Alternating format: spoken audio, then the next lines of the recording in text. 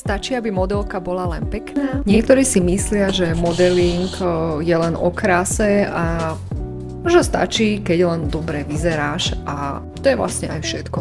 Veľa ľudí je prekvapených, že klienti si vyberajú modelky nielen podľa toho, ako vyzerajú, ale aj aký majú charakter, ako sa vedia správať, a či sú tímový hráč, či sú spoľahliví alebo spoľahlivé. Predstav si, že ty si v škole alebo si v práci a máš kolegyňu alebo kolegu, ktorý je neustále nahnevaný, nevrlý, nič sa mu nechce, keď ho niečo poprosíš, krúti očami, chodí neskoro.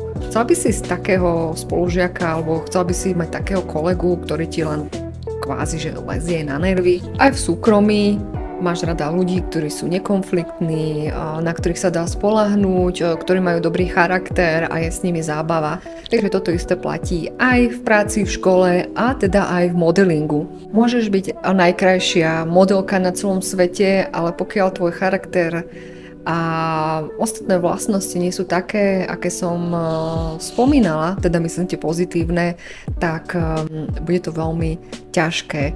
Nebudeš obľúbená medzi bookermi, to sú teda kolegovia v agentúrach, ktorí modelom hľadajú, poskytujú prácu, nebudeš obľúbená medzi klientami a nebudú ťa volať naspäť. Nám už konkrétne tiež sa stalo viac razy, že s modelkami sme zrušili zmluvy, aj keď boli, neviem ako krásne, ale proste tá komunikácia viazla a veľmi ťažko sa s nimi pracovalo, boli nespoľahlivé, takže niektorá modelka je v 5 agentúrach, stále koluje, stále nadáva na nejakú takú, ktorá bola teda tá posledná. Častokrát nám píšu aj zo zahraničných agentúr, že hľadajú modelky, ktoré majú nice personality, ktoré sú spoľahlivé, nekonfliktné, a čo je dôležité, ktoré sa radi usmievajú, ktoré majú dobrú náladu, dá sa na nich spoľahnúť a hlavne, ktoré si uvedomujú, že modeling nie je o dovolenke, výletoch, ale je to práca akokoľvek iná.